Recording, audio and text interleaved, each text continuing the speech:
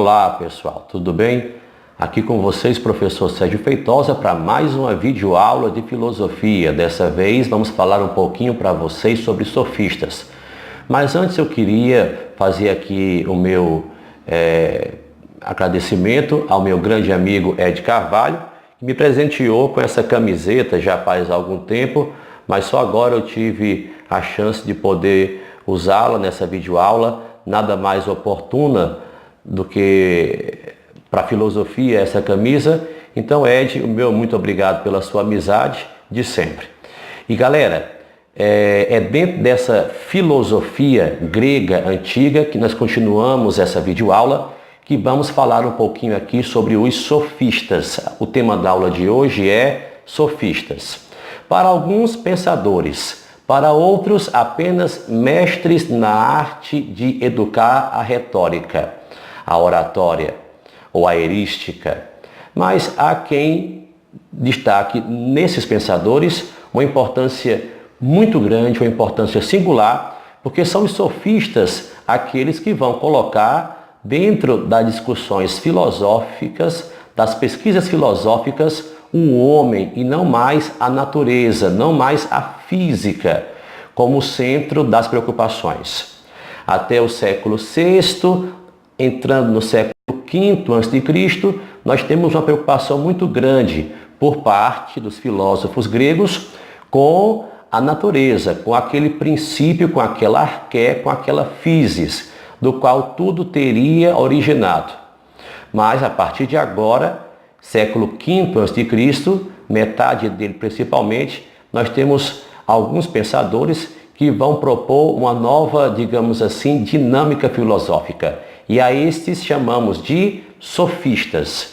Sofistas são, como o próprio nome já diz, sábios, pensadores. Sofistas, principalmente na antiguidade, até onde acreditamos, tiveram uma importância muito grande, diferentemente de outros momentos, porque os relatos que temos sobre eles, repassados para nós por alguns desafetos como Platão e Aristóteles, na verdade são bem revistos hoje em dia, porque os sofistas por muito tempo foram associados de modo negativo àqueles que apenas vendiam uma retórica relativista, não compromissada com a ética, a justiça e a verdade, e é o que vamos tentar repensar aqui nessa videoaula, ok, pessoal? Então, os sofistas são pensadores, são sábios que vão surgir na Grécia, nesse contexto já citado para vocês, em que há muitas mudanças, principalmente sociais, econômicas e políticas. A população grega cresceu demais, na verdade ela continuava crescendo muito. E o comércio que a Grécia travava com as suas colônias era cada vez mais intenso. Então, isso quer dizer que o valor que a terra possuía até então perde cada vez mais espaço para o comércio. Então, grupos sociais que antigamente tinham mais privilégios vão perder agora para novos atores sociais, inclusive das classes mais populares.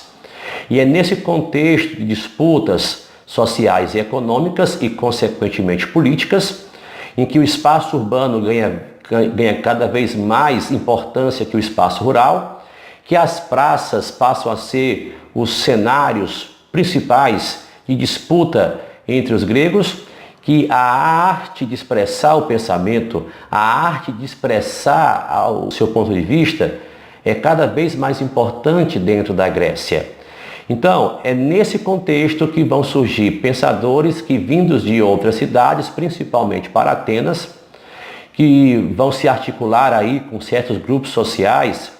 As mudanças políticas que vinham sendo realizadas desde ali de Solon, de Clístenes, continuando com Péricles, esses sofistas vão se aproveitar para poder expressar o seu ponto de vista, para expressar a sua visão filosófica altamente revolucionária, digamos assim, para o que até então era a filosofia grega. Os gregos não vão mais se concentrar na parte física da filosofia. ou na natureza, tá bom? E agora no homem. Então, o primeiro grande nome que vai despontar nesse contexto é o de Protágoras, de Abdera. Protágoras, ele percorreu praticamente toda a Grécia e vai, entre outras coisas, se articular com o Péricles, em Atenas, mantendo aí uma amizade importante para ele. Embora perseguido por suas ideias, assim como Sócrates, Protágoras vai ser acusado de cometer crime contra os deuses, aquele crime de impiedade que o Sócrates foi acusado, Protágoras também será, pois questionava os deuses gregos. Então, Protágoras escreve Antilogias, uma obra na qual ele consagra a sua máxima, a sua frase: o homem é a medida de todas as coisas. Isso que podemos dizer é uma espécie assim de proposta basilar do pensamento sofista, das coisas que são enquanto são e das que não são enquanto não são. Protágoras propõe que, nesse princípio do homo mensura, acerca de tudo, nós podemos dar duas visões diferentes. Podemos dizer e podemos desdizer. Protágoras propõe então, nesse seu argumento, que não existem ideias fracas, não existem ideias que não possam se fortalecer. Na verdade, essa é a grande proposta de Protágoras, que possamos oferecer, dentro de um debate, uma proposta para que aqueles que não conseguem articular bem suas ideias consigam. Não existem argumentos fracos. Esse é o pensamento de Protágoras. Altamente relativista e utilitarista, ensinava Protágoras que precisamos conduzir o debate dentro de uma lógica utilitarista, onde o útil é o bem e o inútil seria o mal. É bom salientar que Protágoras faz parte não apenas dos mais importantes sofistas, mas também da primeira grande geração de sofistas. Porque os sofistas nunca formaram, na verdade, uma escola sofista, homogênea, compacta. Nós percebemos entre os sofistas algumas diferenças. Górgias, por sua vez, vai escrever sobre a natureza, ou sobre o não ser, em que ele consagra, diferentemente do relativismo de Protágoras, um niilismo.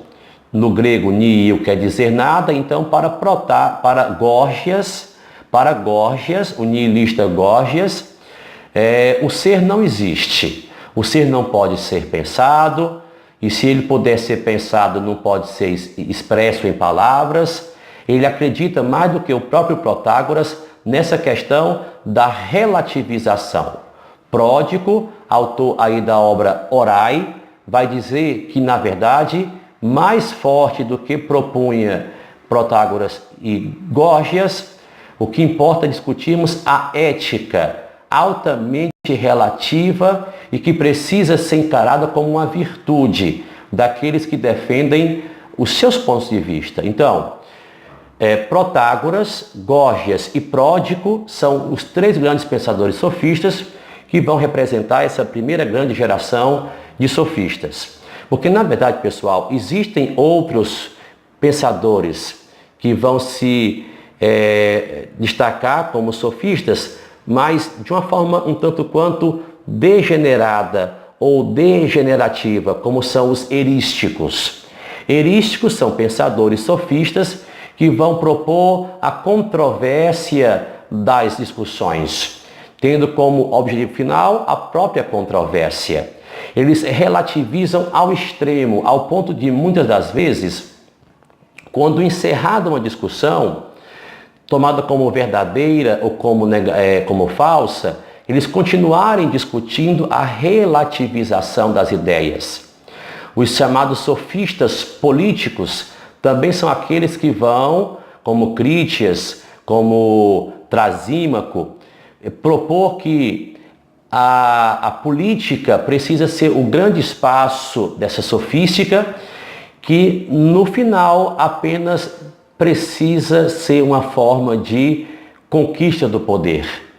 Mas também ainda existem, com Hípias e Antifonte, os chamados sofistas naturalistas, que são aqueles que vão radicalizar ainda mais a sofística, propondo que as leis não passam de desnaturalização da nossa realidade humana. Naturalistas não porque eles pensam como os pré-socráticos, mas porque para eles a natureza humana é mais forte do que um direito positivo. Então, pessoal, as visões que temos acerca das divindades, acerca dos homens, acerca das leis, são postas em questionamento pelos sofistas. Essa efervescência política pela qual passava a Grécia tem, assim, nos sofistas, um ponto muito importante que os coloca, então, pessoal, como um registro mais do que marcante dentro dessa chamada história, cultura que é a filosofia para todos nós, ok? Esperamos que essa videoaula tenha servido aí para clarear algumas ideias acerca dos sofistas e que vocês possam aí dar aquele like ao final do vídeo, inscrever-se no nosso canal, porque filosofia e sociologia, enfim, pessoal, faz sentido. A todos vocês, um forte abraço e até a próxima videoaula.